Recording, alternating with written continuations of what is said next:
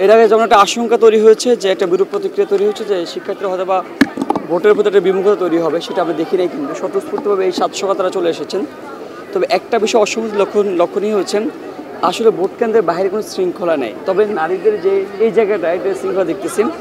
আমরা যদি হচ্ছে আপনার কথা বলি, ছেলেদের হলগুলোর কথা বলি, সিনেট কিংবা উদয়ন ওই এরিয়াগুলোতে কোনো শৃঙ্খলা নাই। আমরা বলেছি যে কি 100 গজের ভিতরে স্লিপ দিতে পারবেন। আমরা দেখেছি একদম লাইনের প্রার্থী ভিতর মানে ভোটার ভিতরে ঢুকবে, ভোট কেন্দ্রের ভিতরে ঢুকবে, ওই গেট পর্যন্ত দাঁড়িয়ে গিয়ে হচ্ছে স্লিপ দেওয়া হয়, বারবার শৃঙ্খলা ভঙ্গ করা হয়।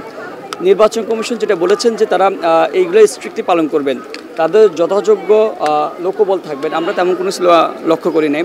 যদি এমনটা হতে থাকে তাহলে হচ্ছে ভোটাররা বিভ্রান্ত হবেন, ভোটাররা একটা হেজিটেট ফিল করতেছেন যে আসলে কী হচ্ছে, সবাই বারবার করে স্লিপ দিচ্ছে। এটা তো কথা ছিল 100 গজের বাইরে দিবে, স্লিপ দিবে 100 গজের বাইরে, কিন্তু আমি সেটা দেখছি কি 100 গজের ভিতরে প্রার্থীরা নিজে বলে হুড়োহুড়ি করতেছেন। এটা অ্যালার্মিং বিষয় আর কি, এতটুকুই। তবে ভোট স্বতঃস্ফূর্ত সবাই অংশগ্রহণ করতেছেন, সবাই আশা থাকেন একটা পদক্ষেপ, এতটুকুই। ধন্যবাদ।